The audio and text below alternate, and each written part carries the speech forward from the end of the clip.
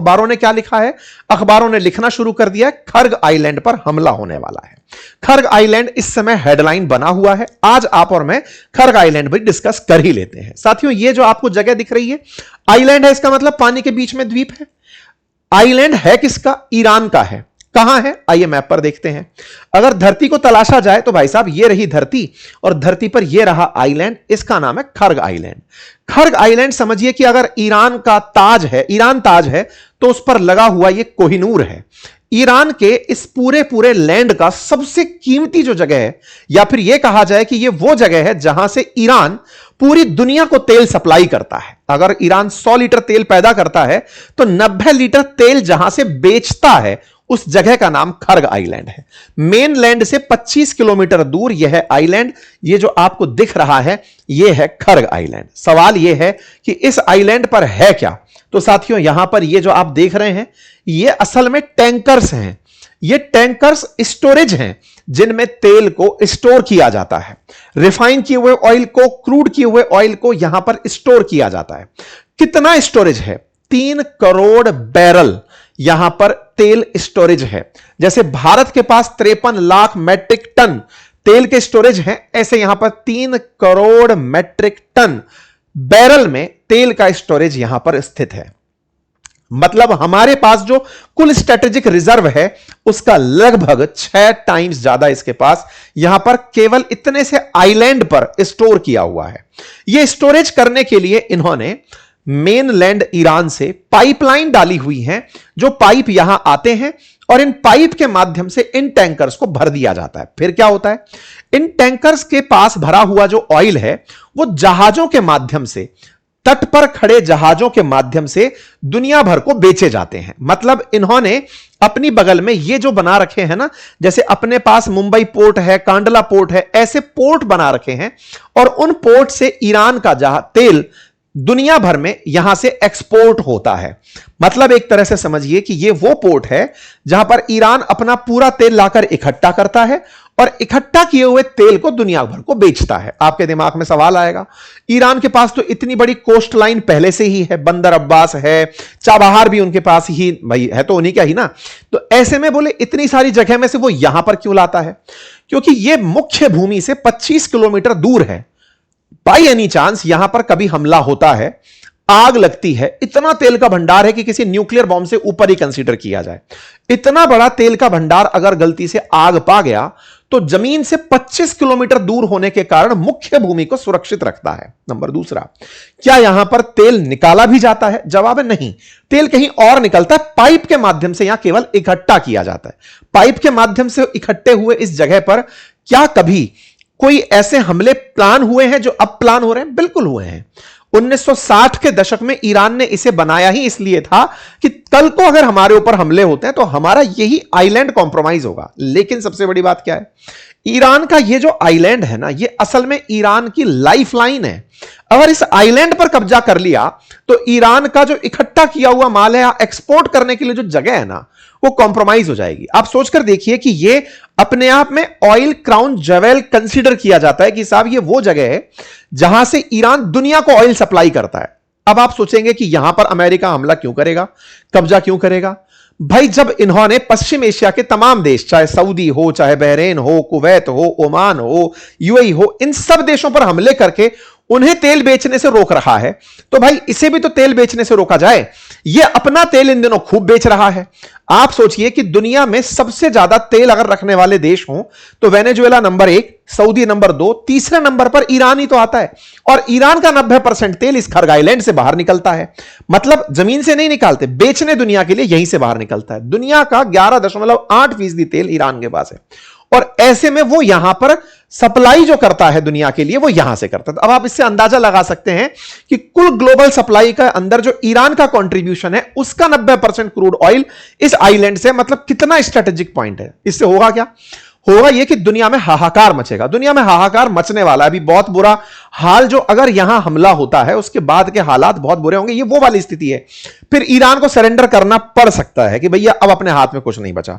स्थितियां यहां से आगे, आज अगर देश के प्रधानमंत्री की यह बात आप सुन रहे हैं कि कोरोना जैसे हालात आ सकते हैं, तो उनका तर्क यही है कि असल में अभी यह स्थिति न्यूट्रल होती दिख नहीं रही है। यह अपने तरफ से ईरान सब जहाजों से टोल वसूली कर रहा है। यह देश जो दुनिया के लिए वाकई में तेल भेज रहे थे, उन तेल भेजने वालों को भेजने की हिम्मत नहीं हो रही है।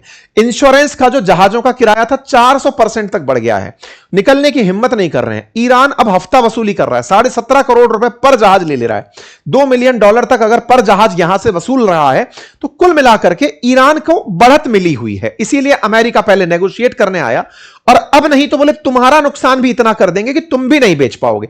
तुम नहीं बेच पाए, ये नहीं बेच पाए, फाइनली एक दिन आकर के सब शांत होकर कहोगे कि लाओ भाई आओ, क्या बात कर सकते हैं। ऐसे में इनको यहां पर क्रूड ऑयल के मामले में यह जगह दिखाई दे रही है जो अमेरिका निशाना बनाने के लिए अपनी सेना भेज चुका है। ठीक है, आने वाले टाइम में हो सकता है, मतलब मैक्सिमम प्रोबेबिलिटी है कि यहां पर हमले होंगे और इन कुओं के अंदर आग लगा दिया जाएगा। अमेरिका क्या इस पर पहले हमले करने के बारे में सोचा है? बिल्कुल सोचा है। बहुत सारे ऐसे तरीके रहे हैं अमेरिका के द्वारा इजाद किए हुए, लेकिन वो तेल को बचाता रहा हमेशा, ताकि दुनिया के अंदर ऑयल सप्लाई बाधित ना हो। हाल ही में जैसे आपने देखा होगा कि ईरान अपने तेल को यहां से एक्सपोर्ट करने के लिए डार्क फ्लीट यूज करता है, मतलब वो जहाज जिनको ट्रैक ना किया जा सके, उनके मतलब कोऑर्डिनेट के लिए जो मशीनें लगाई जाती हैं वो बंद कर दी जाती हैं।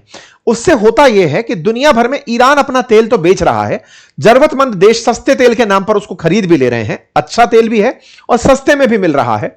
तो अमेरिका ने कुछ दिन पहले ईरान का तेल खरीदने की लोगों को परमिशन भी दी थी, जिससे हुआ यह कि इन्होंने भर भर के तेल बेचा है। मतलब ईरान इस समय पर युद्ध के अंदर तेल बेचकर सबसे ज्यादा विनर पोजीशन में पहुंच गया कि चलो हम तो अपना तेल बेच ही रहे हैं, दुनिया को बेचने नहीं दे रहे, बढ़िया से डार्क फ्लीट चल रही है, दुनिया के लोग खरीद पा रहे हैं। तो अमेरिका जो है ना, वो इस जगह पर हमला प्लान करने की पूरी स्थिति में है। ऐसा उन्होंने 1979 में भी किया था, 1980 में भी किया था, यहां पर पहले भी हमले होते रहे हैं। क्या इस पूरे दौर में 30 दिन के अंदर एक बार भी हमला नहीं हुआ? यहां पे हुआ है। 14 मार्च को अमेरिका ने खर्ग आइलैंड पर हमला किया, लेकिन उस हमले के बाद इन्होंने एक लाइन खुद से बोली कि हमने ऑयल इंफ्रास्ट्रक्चर को नुकसान नहीं पहुंचाया, हमने नुकसान पहुंचाया यहां पर बिछी हुई माइंस को, बंकर्स को, उन्हें नुकसान पहुंचाया। यह केवल बताने के लिए कि ईरान वालों मान जाओ, अगर हम तुम्हारे टैंकर्स को तबाह करने आए तो फिर तुम तेल बेच नहीं पाओगे। ट्रंप ने अपनी तरफ से 14 मार्च को यह बात बोलते हुए कहा कि भैया ईरान वालों, या तो साफ साफ तुम मुझे स्ट्रेट ऑफ हॉर्मुज से जहाजों को निकलने दो, अदरवाइज यहां पर बहुत बुरा कर दूंगा। आपको याद है ट्रंप के द्वारा एक धमकी भरा पत्र दिया गया था 22 मार्च को, यह कहते हुए कि 48 घंटे के अंदर मैं आपके एग्जैक्ट मतलब उन जगहों पर हमला करूंगा जो पावर प्लांट्स हैं, उन्हें तबाह कर दूंगा। ट्रंप ने, आपको याद होगा, 48 घंटे की धमकी दी थी, लेकिन उसके बदले में फिर ईरान ने धमकाते हुए कहा था कि मैं पीने का पानी तबाह कर दूंगा इन देशों का। तो फाइनली ट्रंप को पीछे हटना पड़ा और अपनी तरफ से इन लोगों को 5 दिन का एक पीरियड का समय दिया गया कि ठीक है साहब, 5 दिन का समय ले लो और 5 दिन बाद हमला कर लेना। 5 दिन का एक सीज फायर ट्रंप खुद अनाउंस किए थे। 23 मार्च के दिन हमने ये वाली बात आपको बताई थी, ठीक है। उसके अंदर फिर ये 23 मार्च के बाद में 27 मार्च को बाहर निकल कर आते हैं। 23 मार्च को 5 दिन का समय दिए, 28 तारीख को 5 दिन पूरे होने वाले थे, 27 मार्च को ही बाहर निकल कर आते हैं और उसमें कहते हैं कि नहीं, मैं इसको बढ़ाकर 5 दिन को 10 दिन कर रहा हूं। मैंने पहले भी कहा है कि अक्सर ट्रंप ये सब काम टाइम बाय करने के लिए करते हैं। अब वो 5 दिन बोले थे, 5 को 10 दिन बोले क्योंकि ट्रिपोली 27 के दिन तो पहुंचा है, 28 के दिन एक्शन होगा, 29 तारीख को अनाउंसमेंट हो रहा है। तो ऐसे में बोले मैं 5 दिन और लेता हूं, मान जाओ तुम लोग। इस बीच में वो बैक रोड पर बातचीत करवाने का राउंड चलवा रहे हैं। ये बात मैंने आपको इस वीडियो में भी कही थी, अगर आपको ध्यान होगा तो मैं इसको सुना सकता हूं कि ये 5 दिन के बाद एक और 5 दिन का समय मांगेंगे। तो ये सीज फायर अब एक्सटेंड होगा सर, ये 5 दिन से आगे 10 दिन जाएगा। अमेरिका की तरफ से कोई ना कोई विदेश मंत्री चलकर जीसीसी देशों से बातचीत करने आएगा, इनसे बातचीत करके व्यापार के रास्ते खोले जाएंगे और फिर इनको कहेगा चलो बोर्ड ऑफ पीस में सब लोग। तो ये सीज फायर अब एक्सटेंड होगा सर, ये 5 दिन से आगे 10 दिन जाएगा। अमेरिका की तरफ से कोई ना कोई विदेश मंत्री चलकर जीसीसी देशों से बातचीत करने आएगा, इनसे बातचीत करके व्यापार के रास्ते खोले जाएंगे और फिर तो ये सीज फायर अब एक्सटेंड होगा सर, ये 5 दिन से आगे 10 दिन जाएगा। अमेरिका, जैसा मैंने आपसे कहा था कि यह 5 दिन के बाद 10 दिन तक जाएगा, 10 दिन तक जाने की खबर आपने सुन ली कि ये अभी जो खबर है 27 मार्च को इन्होंने 10 दिन का समय दिया। ये हमने अपने उसमें आपको वीडियो में भी सुनाया, जहां पर मैं खुद बोल रहा हूं कि ये पहले 5 दिन है, फिर ट्रंप खुद इसको 10 दिन तक लेकर जाएंगे। और वही आप लोग खबर में भी देख रहे हैं कि ट्रंप इनको 10 दिन तक खींच कर ले गए कि सब 10 दिन चलो।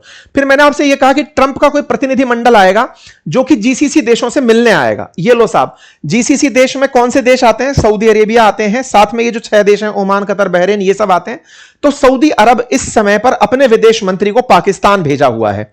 अमेरिका खुद अपना विदेश मंत्री नहीं भेजा, अदरवाइज बेइज्जती कराता। तो पाकिस्तान यहां पर उसको प्रतिनिधित्व कर रहा है और उसने फिलहाल के लिए मिस्र को, तुर्की को, सऊदी को बुलाकर विदेश मंत्रियों की बैठक कर रहे हैं। यह सारा की सारा वैसे ही हो रहा है जो प्रिडिक्टेबल है। मतलब मैं कोई भविष्यवेत्ता नहीं हूं, लेकिन यह प्रिडिक्ट होने लग गया है कि ट्रंप अब यह करेंगे। और आप सब भी अब तो बुद्धिजन बन गए हैं, ज्ञानी जन हैं, इस बात को समझते हैं कि क्या आगे हो सकता है। बड़ा ही कैलकुलेटेड तरीके से होता चला जा रहा है। आप और हमने इतना डिस्कशन कर लिया है कि आजकल मैं बहुत सारे मेरे कई साथी जो हैं कहीं ना कहीं किसी ना किसी यूट्यूब चैनल पर, अब वो लोग भी क्लेम करने लगे हैं कि वो भी प्रेडिक्शन सीख गए हैं। अच्छी बात है कि चीजें बहुत आसान तरीके से आपने और हमने इतनी आसान तरीके से डिस्कस कर ली हैं या लोगों तक पहुंचा दी हैं कि अब हर व्यक्ति को ये पूरी घटनाक्रम समझ में आता है कि अच्छा अब इसके बाद ये, अब इसके बाद ये। अच्छी बात है। ऐसे में ईरान के राष्ट्रपति पेजेश्कियन अपनी तरफ से बोलते हैं कि देखिए, आप लोग ये जो भी तरीका अपनाने की प्लानिंग में है, यदि ऐसा कुछ किया तो हम उसके बहुत घातक परिणाम आप तक पहुंचाएंगे। ईरान की धमकी भी बताएंगे, लेकिन थोड़ा अमेरिका की तैयारी समझ लो कि वो खर्ग आइलैंड पर तैयारी का कारण क्यों पैदा किया। देखो, कहानी यह है कि खाड़ी देश जितने भी हैं ना, इनका 70% तक ऑयल प्रोडक्शन खत्म हो चुका है। मतलब आप इस समय समझिए कि सऊदी अरब, कतर, इराक, कुवैत, यूएई, इनके पास से तेल नहीं निकल पा रहा है। ये जितने भी देश हैं, ये तेल निकाल निकाल के कुएं भरकर बैठे हैं, यहां से रास्ता खोल ही नहीं रहा है ईरान। और ऐसे में सऊदी अरब जो है ना, जो 1 करोड़ बैरल प्रतिदिन तक करता था प्रोडक्शन, अब उसका 80 लाख बैरल प्रतिदिन ऑयल प्रोडक्शन रह गया है। ऑयल की कीमतें अब बढ़ने लगी हैं क्योंकि डिमांड बढ़ रही है, सप्लाई बाधित हो रही है। कतर जो कि दुनिया का 20% एलएनजी पूरा करता है, उसने फोर्स मेजर्स लागू कर दिए हैं, 17% तक अपना एलएनजी प्रोडक्शन घटा दिया है। इराक, उसके यहां तो हाल यह है कि प्रोडक्शन 23 लाख से 43 लाख से घटकर 13 लाख बैरल प्रतिदिन रह गया, 70% तक उसके प्रोडक्शन के अंदर गिरावट आई है। कुवैत ने अपने यहां पर जो टैक्स लगे हुए हैं, मतलब ये जो 17.5 करोड़ 16.5 करोड़ जो ईरान वाले वसूल रहे हैं, उसके चलते 50% अपना प्रोडक्शन रोक दिया है। यूएई की एक पाइपलाइन जरूर है जो थोड़ा बहुत आसपास के क्षेत्रों में फुजराव तक काम आ रही है और भारत जैसे देश वहां से तेल मंगा पा रहे हैं। उसके अलावा भी जहाजों ने 400% तक प्रीमियम बढ़ा दिया है। तो कुल मिलाकर के ये पूरा क्षेत्र बड़ी तरीके से बाधित हो रहा है। इनको नुकसान हो रहा है, तो ये सब लोग कह रहे हैं कि हमारा ही नुकसान क्यों हो। भाई, हमारी अर्थव्यवस्था, इन देशों की अर्थव्यवस्था माना तेल पर डिपेंडेंट है, लेकिन महीने भर तेल ना बिके, 2 महीने ना बिके, साल भर ना बिके, दुनिया मरे सो मरे, हमारे यहां पर तो क्राइसिस नहीं आएगा, हमने खूब कमा के रखा हुआ है। लेकिन इस मामले को ईरान के लिए सेंट्रल खत्म कर दो एकदम। ईरान फिर भविष्य में अपना तेल ना बेच पाए। अभी उसने हमारे रास्ते तो रोक दिए और खुद खर्ग आइलैंड से तेल बेच रहा है और अमेरिका ने परमिशन दिलवा रखी है, तो बढ़िया बेच रहा है। तो बोले ऐसे में हमारे यहां पर जो हमले हुए हैं ना, वो इसके यहां पर भी हों, इसलिए ये पूरी की पूरी तरह से तैयारी चल रही है। तो इस पूरी तैयारी को अमेरिका बढ़िया तरीके से करने लग रहा है, क्योंकि देखो, यह समझने वाली बात है कि अमेरिका की तरफ से इन क्षेत्रों में से खूब पैसा वसूला गया है। ट्रंप तो यह तक कह दिया कि मैं $6 ट्रिलियन तक ले आया इन देशों से खींच करके। ऐसे में जब इतना पैसा ट्रंप लेकर चले गए, तो अब इन पर एक प्रेशर है कि हमारा तेल नहीं बिक रहा है, उसका बिक रहा है, आपने उसके तेल को बेचने की परमिशन दे दी, उनका तेल भी रुकवाइए, उनका तेल भी मत बिकवाइए। ऐसे में अमेरिका यहां पर अब प्लानिंग कर रहा है। अब सवाल है, आपको कैसे पता प्लानिंग कर रहा है? प्लानिंग इसकी जगह कहीं और की हो रही हो। देखिए, अमेरिका बढ़िया तरीके से माहौल बना रहा है। कैसे? 21 मार्च को ट्रंप अपनी तरफ से बोलते हैं, जब रिपोर्टर इनसे पूछता है, सर खर्ग आइलैंड पर हमला करोगे क्या? तो ये रिपोर्टर को कहते हैं, मैं तुम्हें बताऊंगा क्या? अच्छा। फिर इनके एक मंत्री से पूछा जाता है, बेसेंट से, कि साहब खर्ग आइलैंड पर कोई चर्चा चल रही है क्या? तो इन्होंने कहा, हमने सारे ऑप्शंस खुले रखे हैं, कर सकते हैं। ऐसे ही इनकी तरफ से फॉर्मर स्पेशल फोर्स मेंबर के द्वारा वार्निंग दी जाती है और कहा जाता है कि देखो, या तो चुप हो जाओ, अदरवाइज हम खर्ग आइलैंड पर कब्जा कर लेंगे। यानी अमेरिका डे वाइज डे, 25 मार्च के दिन भी यह स्थिति निकल कर आती है कि पूरी तरह से हम इस जगह को कब्जा करने की प्लानिंग में हैं।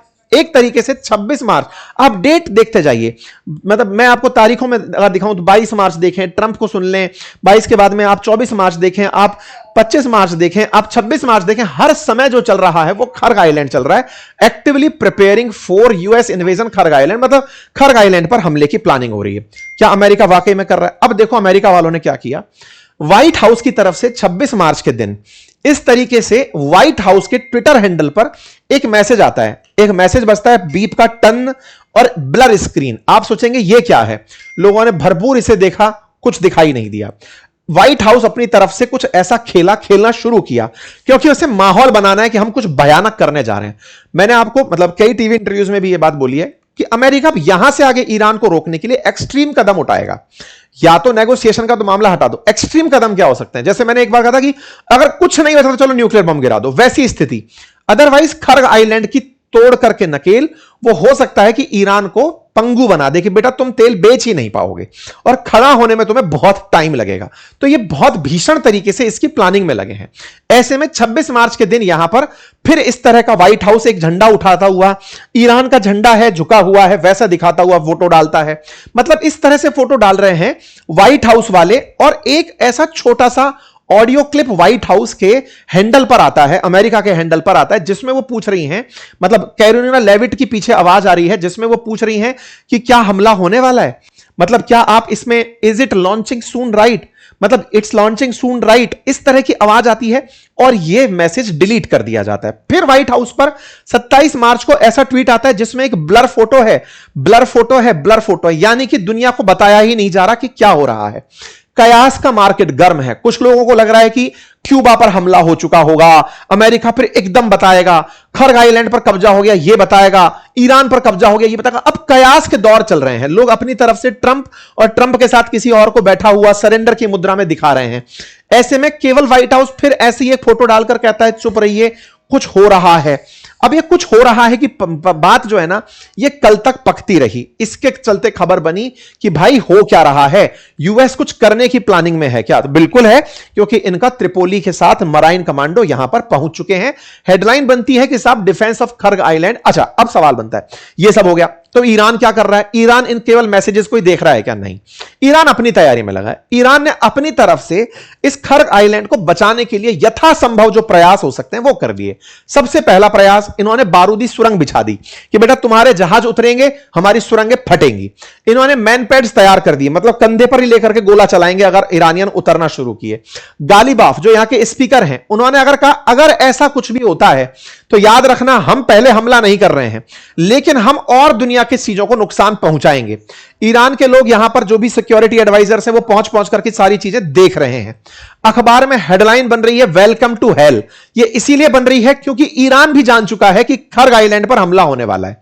खर्ग पर हमला हुआ और हमला होते ही अब जो अगला एक्शन होगा, ईरान खर्ग बचाए ना बचाए लेकिन हो सकता है कि वो दुबई के ऊपर बहुत सारे धमाके कर दे, आबू धाबी पर धमाके कर दे, हो सकता है दोहा पर धमाके कर दे, हो सकता है मक्का पर धमाके कर दे, कुछ भी हो सकता है। मतलब यहां से आगे जब आप किसी के 90% आय के साधन को एक बार में ही खत्म कर दोगे, भाई जहां से वो तेल 90% जहां से एक्सपोर्ट करता है, अगर आप उसको कब्जा करके बैठ जाओगे तो आपके पास में फिर बचता क्या है? बचता है इनसे बदला लेना, और उस बदले की कार्रवाई को फिर वो कार्रवाई हो सकता है 5-7 दिन और चले और फिर जाकर कहीं नेगोशिएशन निकल कर आए। तो कुछ खतरनाक होने जा रहा है ऐसा फिलहाल दिख रहा है माहौल बनते हुए। अखबारों में हेडलाइन इसलिए बन रही है। तो ईरानी मीडिया जो है वो अमेरिकियों को चेतावनी दे रही है कि वापस लौट जाओ नहीं तो बहुत बुरा होगा। तुम आओगे इस तरह लेकिन जाओगे ताबूत में भर करके। तुम लोगों को खर्ग आइलैंड पर इतनी सारी तुम्हारी कब्रें दिखाई देंगी, वहीं गाड़ देंगे। यहां पर धमकाते हुए इनके प्रवक्ता बोल रहे हैं कि 500 अमेरिकी सोल्जर्स को हम मारने का टारगेट कर लिए हैं, मार दिए हैं। इसके अलावा ये सब हम म्यूनिशन चलाएंगे, इतना आर्म एम्यूनिशन मारेंगे कि तुम्हारी हालत खराब कर देंगे। तब इनके राष्ट्रपति अपनी तरफ से बोल रहे हैं देखिए हम अपने अधिकारों की सुरक्षा के लिए तैयार हैं, अगर हमारे ऊपर कुछ भी होता है तो फिर हम उन देशों को चेतावनी देते हैं कि अपनी जगह का इस्तेमाल दुश्मन के लिए मत होने देना, अदरवाइज हम घातक हमला करेंगे। इस तरह से कुल मिलाकर के सारी तरफ से ईरान अपनी चेतावनी के दौर में है। अमेरिका के बढ़िया आनंद ले रहा है। अमेरिका अगर ऐसा कुछ करता है तो ईरान उसके बाद जो करेगा वो घातक होगा, ऐसा एक्सपेक्टेड है। तो देखिए साहब, फिलहाल के लिए तैयारियां पूरी हैं। यमन की एंट्री हो चुकी है। मैंने आपसे कहा था यमन को कहा जाएगा जब एक्सट्रीम सिचुएशन आ जाएंगी तुम एक्टिवेट हो जाओ। अब स्टेट ऑफ हॉर्मुज को खाली कराने के लिए अगर खर्ग पर कब्जा करके अमेरिका बैठता है तो हॉर्मुज से हो सकता है कुछ दिनों बाद ईरान खुद पीछे हट जाए कि चलो भाई ठीक है, बदले की कार्रवाई में हट जाते हैं। उधर की तरफ अब हूतियों को आदेश दे दिया गया है। यमन के अंदर हूतिये चालू हो गए हैं इजराइल पर हमला करने के लिए। रेड सी का मार्ग आने वाले समय में ये लोग बाधित करेंगे। हूतियों की तरफ से अनाउंसमेंट आ चुका है। ये ईरान समर्थक हैं और ईरान के नाम पर इजराइल को हमला करते हैं और बाब अल मंडल जो स्ट्रेट है अब उसको ये आने वाले समय में टारगेट करेंगे। तो इनकी तरफ से अलग हमले चल रहे हैं। कुल मिलाकर के साहब मिडिल ईस्ट के अंदर, वेस्ट एशिया के अंदर, खाड़ी देशों के अंदर जो कोहराम मचा हुआ है उससे दुनिया भर में दिक्कतें हैं। और अपडेट्स आप तक मिलते रहेंगे। इसके लिए जरूरी सिर्फ इतना सा है कि आप चैनल को सब्सक्राइब कर लीजिए। सब्सक्राइब करने के नाम पर कोई खर्चा नहीं लगता। मुझे कई ऐसे सीनियर सिटीजन भी मिलते हैं, उन्हें ऐसा लगता है कि वो मुझे सब्सक्राइब कर दिए तो उनके अकाउंट से पैसा कट जाएगा। आपके अकाउंट से कोई पैसा नहीं कटेगा साहब। आप हमारी माननीय साथी हैं, आपके आशीर्वाद से हम ये काम कर पा रहे हैं। लेकिन आप इस बात से निश्चिंत रहें कि मोबाइल में सब्सक्राइब कर देने भर से आपके अकाउंट से कोई पैसा नहीं कटता। हां, फिर क्यों करने की कहते हैं? ताकि आप तक अपडेट रेगुलर पहुंचते रहें। सब्सक्राइब का बटन कहां होता है? YouTube पर जहां ऑप्शन दिया हुआ है वहीं पर एक बटन दिया हुआ होता है। जहां आप मुझे सुन रहे हैं इस बटन को दबा दीजिए। ऑलरेडी सब्सक्राइब किया हुआ है तो अपने साथियों से इसे साझा कर दीजिए और उनसे भी सब्सक्राइब करा लीजिए ताकि हमारी बातें आपके माध्यम से और अच्छे से समझाने के लिए दूर तक पहुंच पाएं। बहुत बहुत धन्यवाद। अपना ख्याल रखें।